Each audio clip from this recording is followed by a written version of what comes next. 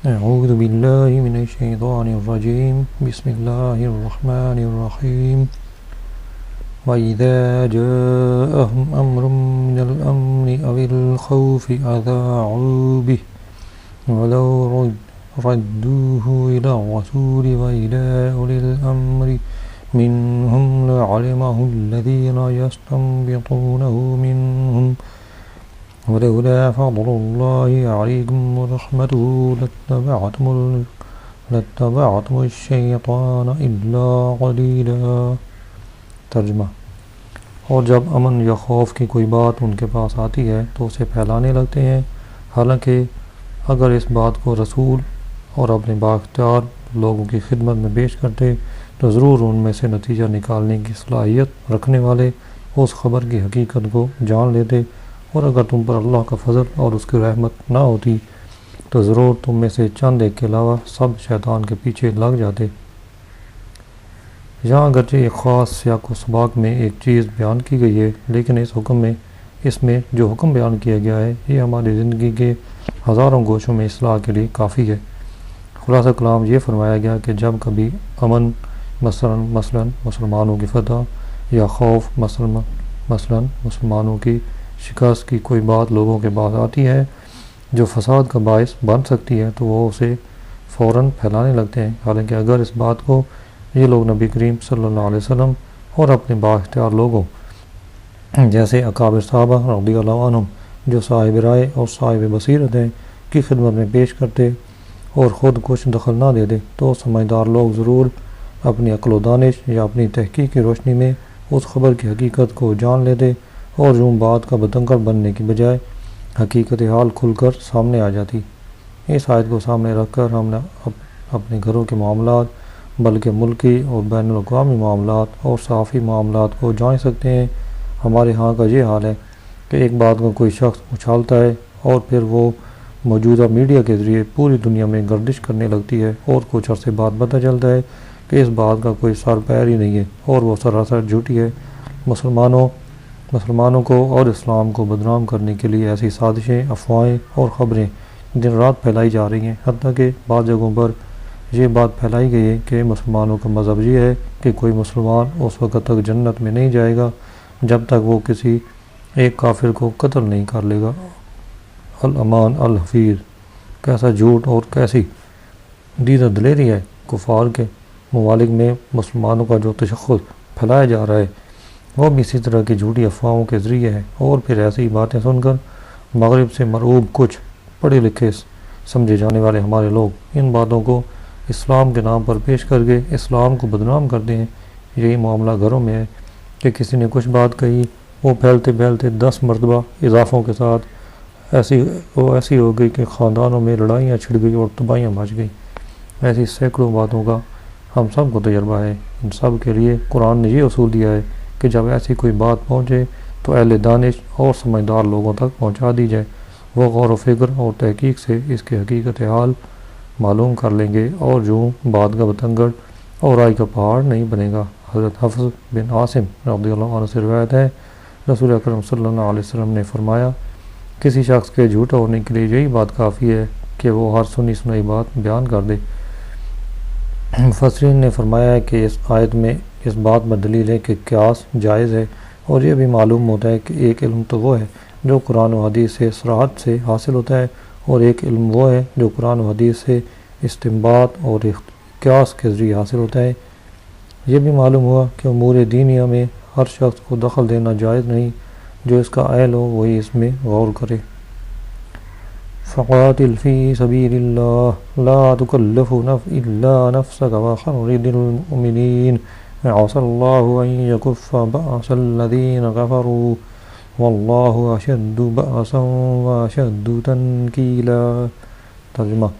تو اے حبیب، اللہ کی راہ میں جہاد کریں، آپ کو آپ کی طاقت سے زیادہ تکلیف نہیں دی جائے گی، اور مسلمانوں کو جہاد کی ترغیب دیتے رہو۔ عن قریب اللہ کافروں کی طاقت روک دے گا، اور اللہ کی طاقت سب سے زیادہ مضبوط ہے، اور اس کا عذاب سب سے زیادہ شدید ہے۔ اس آیت کا شان نزول یہ ہے کہ بدر صغریٰ یعنی چھوٹا غزوہ بدر، اس جنگ میں جو ابو سفیان سے طے تھی، جب اس کا وقت آ پہنچا تو سرکار علی وقار صلی اللہ علیہ وسلم نے وہاں جانے کے لیے لوگوں کو دعوت دی۔ بات لوگوں پر یہ گراں ہوا، اللہ تعالیٰ نے یہ آیت نازل فرمائی اور اپنے حبیب صلی اللہ علیہ وسلم کو حکم دیا کہ آپ جہاد نہ چھوڑیں اگر جتنا ہو، اللہ تعالیٰ آپ کا ناصر و مددگار ہے، اللہ تعالیٰ کا وعدہ سچا ہے۔ یہ حکم پا کر رسول کریم صلی اللہ علیہ وسلم بدر صغرا کی جنگ کے لیے روانہ ہوئے اور صرف 70 سوار ہمراہ تھے۔ چنانچہ فرمایا گیا کہ آپ جہاد کے لیے جائیں اور آپ کو آپ کی طاقت سے زیادہ تکلیف نہیں دی جائے گی، خواہ کوئی آپ کا ساتھ دے یا نہ دے، اور اگرچہ آپ اکیلے رہ جائیں، ہاں مسلمانوں کو جہاد کی ترغیب دو اور بس۔ پھر اللہ تعالیٰ نے فرمایا کہ اللہ کریم کافروں کی سختی کو روک دے گا۔ چنانچہ ایسا ہی ہوا کہ مسلمانوں کے اس چھوٹے سے لشکر سے کفار ایسے مرعوب ہوئے کہ وہ مسلمانوں کے مقابلے میں میدان میں نہ آ سکے۔ اس آیت سے ثابت ہوا کہ تاجدار مدینہ صلی اللہ علیہ وسلم شجاعت میں سب سے اعلیٰ ہیں کہ آپ کو تنہا کفار کے مقابل تشریف لے جانے کا حکم ہوا اور آپ آمادہ ہو گئے۔ حضرت انس بن مالک رضی اللہ عنہ فرماتے ہیں حبیب خدا صلی اللہ علیہ وسلم تمام لوگوں سے زیادہ شجاع اور بہادر تھے۔ حضرت عبداللہ بن عمر رضی اللہ عنہ فرماتے ہیں میں نے نبی کریم صلی اللہ علیہ وسلم سے زیادہ بہادر اور طاقتور، سخی اور پسندیدہ کسی کو نہیں دیکھا۔ نبی کریم صلی اللہ علیہ وسلم کی بے مثل شجاعت و بہادری کا یہ عالم تھا کہ حضرت علی رضی اللہ عنہ جیسے بہادر صحابی کا یہ قول ہے کہ جب لڑائی خوب گرم ہو جاتی تھی اور جنگ کی شدت دیکھ کر بڑے بڑے بہادروں کی آنکھیں پتھرا کر سرخ پڑ جایا کرتی تھیں، اس وقت میں ہم لوگ نبی کریم صلی اللہ علیہ وسلم کے پہلو میں کھڑے ہو کر اپنا بچاؤ کرتے تھے اور آپ ہم سب لوگوں سے زیادہ آگے بڑھ کر دشمنوں کے بالکل قریب پہنچ کر جنگ فرماتے تھے، اور ہم لوگوں میں سب سے زیادہ بہادر وہ شخص شمار کیا جاتا تھا جو جنگ میں نبی کریم صلی اللہ علیہ وسلم کے قریب رہ کر دشمنوں سے لڑتا تھا۔ غزوہ حنین کے دن جب ابتداءً مسلمان کفار کے حملے کی تاب نہ لاتے ہوئے میدان جنگ سے فرار ہوئے تو ایسے نازک وقت میں نبی کریم صلی اللہ علیہ وسلم ایک قدم بھی پیچھے نہ ہٹے بلکہ اپنے سفید خچر پر سوار دشمنوں کی جانب پیش قدمی فرماتے رہے۔ غزوہ احزاب کے موقع پر خندق ہوتے ہوئے ایک ایسی چٹان ظاہر ہوئی جو کسی سے نہ ٹوٹ سکی۔ سرکار مدینہ صلی اللہ علیہ وسلم کے وار سے وہ چٹان پارا پارا ہو گئی۔ ایک رات اہل مدینہ ایک خوفناک آواز سن کر دہشت زدہ ہو گئے تو اس آواز کی سمت میں سب سے پہلے حضور اقدس صلی اللہ علیہ وسلم تشریف لے گئے۔ من یشفع شفاعۃ حسنۃ یکن لہ نصیب منها ومن یشفع شفاعۃ سیئۃ یکن لہ کفل منها وکان اللہ علی کل شیء مقیتا۔ ترجمہ: جو اچھی سفارش کرے اس کے لیے اس کا اجر ہے اور جو بری سفارش کرے اس کے لیے اس میں سے حصہ ہے، اور اللہ ہر شے پر قادر ہے۔ اچھی سفارش وہ ہے جس میں کسی کو جائز نفع پہنچایا جائے یا تکلیف سے بچایا جائے، اس پر ثواب ہے۔ جیسے کوئی نوکری کا واقعی مستحق ہے اور کسی دوسرے کی حق تلفی نہیں ہو رہی تو سفارش کرنا جائز ہے، یا کوئی مظلوم ہے اور پولیس سے انصاف دلوانے میں مدد کے لیے سفارش کی جائے۔ بری سفارش وہ ہے جس میں غلط سفارش کی جائے، ظالم کو غلط طریقے سے بچایا جائے یا کسی کی حق تلفی کی جائے، جیسے کسی غیر مستحق کو نوکری دلانے کے لیے سفارش کی جائے یا کسی کو شراب یا سینما کا لائسنس دلوانے کے لیے سفارش کی جائے، یہ حرام ہے۔ وَإِذَا حُيِّيتُم بِتَحِيَّةٍ فَحَيُّوا بِأَحْسَنَ مِنْهَا أَوْ رُدُّوهَا إِنَّ اللَّهَ كَانَ عَلَى كُلِّ شَيْءٍ حَسِيبًا۔ ترجمہ: اور جب تمہیں کسی لفظ سے سلام کیا جائے تو تم اس سے بہتر لفظ سے جواب دو یا وہی الفاظ کہہ دو، بے شک اللہ ہر چیز پر حساب لینے والا ہے۔ اسلام سے پہلے اہل عرب کی عادت یہ تھی کہ جب وہ ایک دوسرے سے ملتے تو کہتے حیاک اللہ، یعنی اللہ تجھے زندہ رکھے، اور جب دین اسلام آیا تو اس کلمے کو سلام سے تبدیل کر دیا گیا، اور یہ کلمہ حیاک اللہ کے مقابلے میں زیادہ کامل ہے، کیونکہ جو شخص سلامت ہوگا تو لازمی طور پر زندہ ہوگا، اور صرف زندہ شخص سلامت نہیں ہو سکتا کیونکہ اس کی زندگی مصیبتوں اور آفات سے ملی ہوئی ہے۔ اس آیت میں اسلام کے بارے میں بیان ہوا۔ اسی مناسبت سے اسلام سے متعلق چند شرعی مسائل ذکر کرتے ہیں۔ نمبر 1، سلام کرنا سنت ہے اور جواب دینا فرض، اور جواب میں افضل یہ ہے کہ سلام کرنے والے کے سلام پر کچھ بڑھائے۔ مثلا پہلا شخص السلام علیکم کہے تو اس کے جواب میں وعلیکم السلام ورحمۃ اللہ کہے، اور اگر پہلے نے ورحمۃ اللہ بھی کہا تھا تو یہ جواب میں وبرکاتہ بڑھائے اور اس سے زیادہ سلام و جواب میں کوئی اضافہ نہیں ہے۔ کافر، گمراہ، فاسق اور استنجا کرتے مسلمانوں کو سلام نہ کریں۔ یوں ہی جو شخص خطبہ، تلاوت قرآن، حدیث، مذاکرہ علم، اذان، تکبیر میں مشغول ہو، اس حال میں بھی سلام نہ کیا جائے، اور اگر کوئی سلام کر دے تو ان پر جواب دینا لازم نہیں ہے۔ جو شخص شطرنج، چوسر، تاش، گنجفہ وغیرہ کوئی ناجائز کھیل کھیل رہا ہو، یا گانے بجانے میں مشغول ہو، یا پخانہ یا غسل خانے میں ہو، یا برہنہ ہو، تو اس کو سلام نہ کیا جائے۔ آدمی جب اپنے گھر میں داخل ہو تو بیوی کو سلام کرے۔ بعض جگہ یہ بڑی غلط رسم ہے کہ میاں بیوی کے اتنے گہرے تعلقات ہوتے ہوئے بھی ایک دوسرے کو سلام کرنے سے محروم کرتے ہیں، حالانکہ سلام جس کو کیا جاتا ہے اس کے لیے سلامتی کی دعا ہے۔ بہتر سواری والا کمتر سواری والے کو، اور کمتر سواری والا پیدل چلنے والے کو، پیدل چلنے والا بیٹھے ہوئے کو، اور چھوٹا بڑے کو اور تھوڑے زیادہ کو سلام کریں۔ اللہ لا الہ الا ہو لیجمعنکم الی یوم القیامۃ لا ریب فیہ ومن اصدق من اللہ حدیثا۔ ترجمہ: اللہ ہی ہے جس کے سوا کوئی عبادت کے لائق نہیں، اور وہ ضرور تمہیں قیامت کے دن اکٹھا کرے گا جس میں کوئی شک نہیں، اور اللہ سے زیادہ کس کی بات سچی۔ ارشاد فرمایا کہ اللہ سے زیادہ کس کی بات سچی، یعنی اس سے زیادہ سچا کوئی نہیں، اس لیے کہ اللہ کا جھوٹ بولنا ناممکن و محال ہے، کیونکہ جھوٹ ایک عیب ہے، اور ہر عیب اللہ تعالیٰ کے لیے محال ہے، وہ جملہ عیوب سے پاک ہے۔ مسلمانوں کا عقیدہ ہے کہ اللہ تعالیٰ کے کسی کلام میں جھوٹ کا ممکن ہونا ذاتی طور پر محال ہے، اور اللہ تعالیٰ کی تمام صفات مکمل طور پر صفات کمال ہیں، اور جس طرح کسی صفت کمال کی اس سے نفی ناممکن ہے، اسی طرح کسی نقص و عیب کی صفت کا ثبوت بھی اللہ تعالیٰ کے لیے محال ہے۔ اللہ تعالیٰ کا یہی فرمان، ومن اصدق من اللہ حدیثا، اور اللہ سے زیادہ کس کی بات سچی، اس عقیدے کی بہت بڑی دلیل ہے۔ چنانچہ اس آیت کے تحت علامہ عبداللہ بن احمد نصفی رحمۃ اللہ علیہ فرماتے ہیں، اس آیت میں استفہام انکاری ہے، یعنی خبر، وعدہ اور وعید۔ کسی بات میں کوئی شخص اللہ تعالیٰ سے زیادہ سچا نہیں کہ اس کا جھوٹ تو بالذات محال ہے، کیونکہ جھوٹ خود اپنے معنی ہی کی روح سے کبھی ہے کہ جھوٹ واقعے کے خلاف خبر دینے کا نام ہے۔ علامہ بیضاوی رحمۃ اللہ علیہ فرماتے ہیں، اللہ تعالیٰ اس آیت میں اس سے انکار فرماتا ہے کہ کوئی شخص اللہ تعالیٰ سے زیادہ سچا ہو،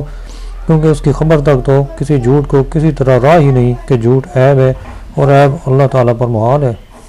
نیز اللہ تعالیٰ ارشاد فرماتا ہے، فَلَن يُخْلِفَ اللَّهُ عَهْدَهُ،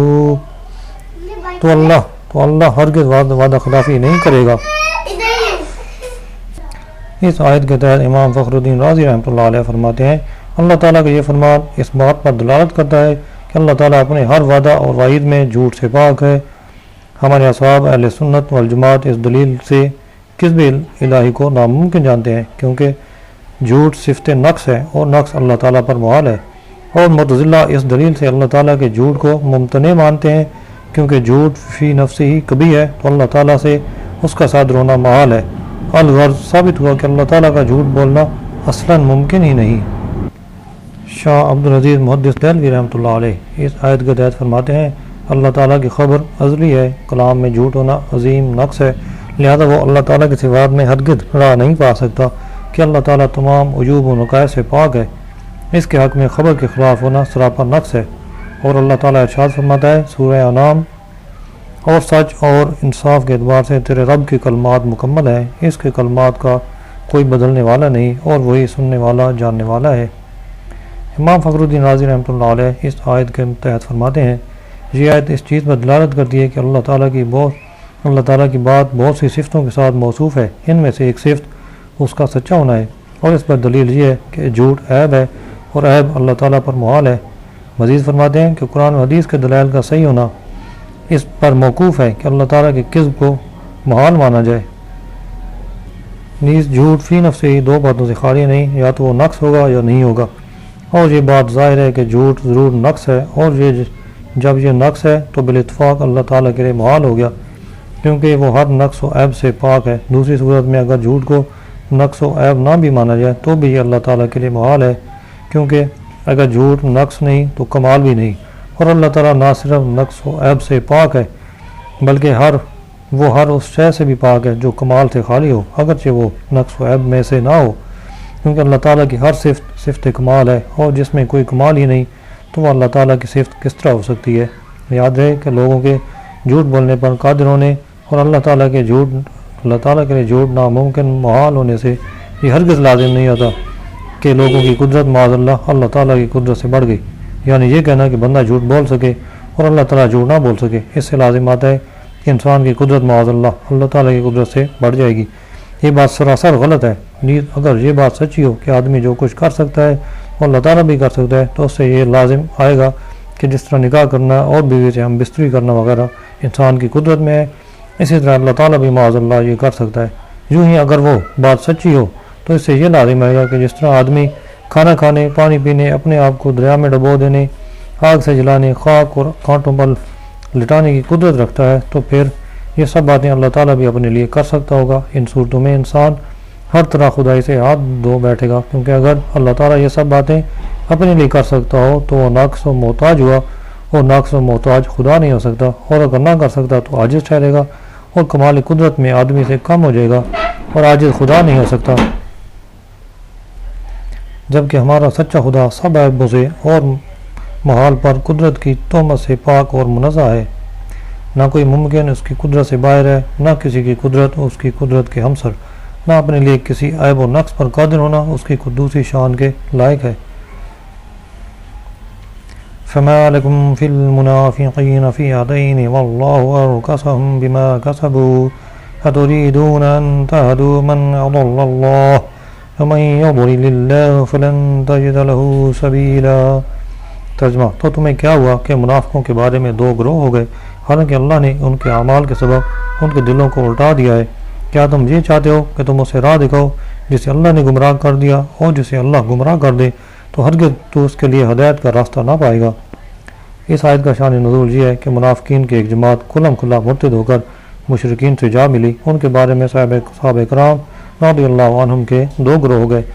ایک فرقہ ان کو قتل کرنے پر اصرار کر رہا تھا اور ایک ان کے قتل سے انکار کرتا تھا۔ اس معاملے میں یہ آیت نازل ہوئی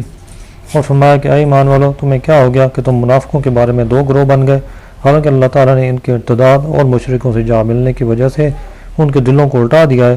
کیا تم یہ چاہتے ہو کہ جسے اللہ تعالیٰ نے گمراہ کر دیا اسے ہدایت کی راہ دکھا دو؟ یہ محال ہے، کیونکہ جسے اللہ تعالیٰ گمراہ کر دے تو تم اس کے لیے ہدایت کا کوئی راستہ نہ پاؤ گے۔ وَدُّوا لَوْ تَكْفُرُونَ كَمَا كَفَرُوا فَتَكُونُونَ سَوَاءً فَلَا تَتَّخِذُوا مِنْهُمْ أَوْلِيَاءَ حَتَّى يُهَاجِرُوا فِي سَبِيلِ اللَّهِ فَإِن تَوَلَّوْا فَخُذُوهُمْ وَاقْتُلُوهُمْ حَيْثُ وَجَدتُّمُوهُمْ وَلَا تَتَّخِذُوا مِنْهُمْ وَلِيًّا وَلَا نَصِيرًا۔ ترجمہ: وہ تو یہ چاہتے ہیں کہ جیسے وہ کافر ہوئے، کاش کہ تم بھی ویسے ہی کافر ہو جاؤ، پھر تم سب ایک جیسے ہو جاؤ، تو تم ان میں سے کسی کو اپنا دوست نہ بناؤ جب تک وہ اللہ کی راہ میں ہجرت نہ کریں، پھر اگر وہ منہ پھیریں تو انہیں پکڑو اور جہاں پاؤ قتل کرو، اور ان میں کسی کو نہ دوست بناؤ اور نہ ہی مددگار۔ اس سے پہلی آیات میں منافقوں کی اپنی سرکشی کا بیان ہوا، اور اس آیت میں ان کو کفر و سرکشی میں حد سے بڑھنے کا بیان ہے۔ چنانچہ ارشاد فرمایا کہ اے مسلمانوں،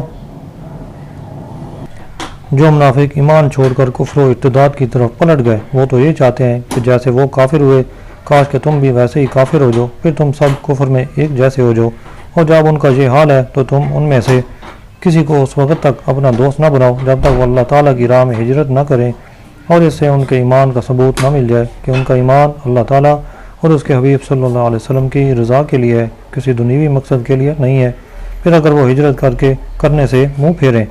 اور کفر پر قائم رہنے کو اختیار کریں تو اے مسلمانوں، تم انہیں پکڑو اور جہاں پاؤ قتل کرو، اور اگر وہ تمہاری دوستی کا دعویٰ کریں اور دشمنوں کے خلاف تمہاری مدد کے لیے تیار ہوں تو ان کی مدد نہ قبول کرو، کیونکہ یہ بھی دشمن ہے۔ اس آیت سے چند باتیں معلوم ہوئی۔ نمبر 1، دوسرے کو کافر کرنے کی کوشش کرنا کفر ہے۔ نمبر 2، کافر مرتد بد مذہب کو دوست بنانا اور ان سے دلی محبت رکھنا حرام ہے، اگرچہ وہ کلمہ پڑھتا ہو اور اپنے کو مسلمان کہتا ہو، جیسے اس زمانے میں تھا۔ اعلیٰ حضرت رحمۃ اللہ علیہ فرماتے ہیں، کفار اور مشرکین سے اتحاد و وداد حرام قطعی ہے۔ قرآن عظیم کے نصوص اس کی تحریم سے گونج رہے ہیں، اور کچھ نہ ہو تو اتنا کافی ہے کہ واحد قہار فرماتا ہے کہ تم میں جو کوئی ان سے دوستی رکھے گا وہ بے شک انہی میں سے ہے۔ نمبر 3 دینی امور میں مشرک سے مدد نہ لیجیے۔ حضرت ابو حمید سعدی رضی اللہ عنہ سے روایت ہے نبی کریم صلی اللہ علیہ وسلم نے ارشاد فرمایا ہم مشرکین سے مدد نہیں لیں گے۔ إلا الذين يصلون إلى قوم بينكم وبينهم ميثاق أو جاءوكم حصرت صدورهم أن يقاتلوكم أو يقاتلوا قومهم ولو شاء الله لسلطهم عليكم فلقاتلوكم فإن اعتزلوكم فلم يقاتلوكم وألقوا إليكم السلم فما جعل الله لكم عليهم سبيلا۔ ترجمہ: مگر ان لوگوں کو قتل نہ کرو جو ایسی قوم سے تعلق رکھتے ہوں کہ تمہارے اور ان کے درمیان امن کا معاہدہ ہو، یا تمہارے پاس اس حال میں آئے کہ ان کے دل تم سے لڑائی کرنے سے تنگ آ چکے ہوں، یا تمہارے ساتھ مل کر اپنی قوم سے لڑیں، اور اللہ اگر چاہتا تو ضرور انہیں تم پر مسلط کر دیتا تو وہ بے شک تم سے لڑتے، پھر اگر وہ تم سے دور رہیں اور نہ لڑیں اور تمہاری طرف صلح کا پیغام بھیجیں تو اللہ نے تمہیں ان پر لڑائی کا کوئی راستہ نہیں رکھا۔ گزشتہ آیت میں قتل کا حکم دیا گیا تھا، اب فرمایا جا رہا ہے کہ کچھ لوگ اس حکم سے خارج ہیں۔ وہ یہ ہیں: نمبر 1 وہ لوگ جن کا ایسی قوم سے تعلق ہو جن سے تمہارا امن کا معاہدہ ہو چکا ہو۔ نمبر 2 وہ لوگ جو تم سے لڑائی نہ کریں۔ نمبر 3 وہ لوگ جو تمہارے ساتھ مل کر اپنی قوم سے لڑیں۔ ان سب لوگوں کو قتل کرنے کی اجازت نہیں ہے۔ پھر اللہ تعالیٰ نے اپنا مزید احسان بیان فرمایا کہ اگر اللہ چاہتا تو ضرور انہیں تم پر مسلط کر دیتا تو وہ بے شک تم سے لڑتے اور تم پر غالب بھی آ جاتے، لیکن اللہ تعالیٰ نے ان کے دلوں میں رعب ڈال دیا اور مسلمانوں کو ان کے شر سے محفوظ رکھا۔ فَإِنِ اعْتَزَلُوكُمْ پھر اگر وہ تم سے دور رہیں، یا فرمایا کہ اگر کفار تم سے دور رہیں اور نہ لڑیں بلکہ صلح کا پیغام بھیجیں تو اس صورت میں تمہیں اجازت نہیں کہ تم ان سے جنگ کرو۔ بعض مفسرین فرماتے ہیں کہ یہ آیت منسوخ ہے اور اب اسلامی سلطان کو صلح کرنے یا نہ کرنے کا اختیار ہے۔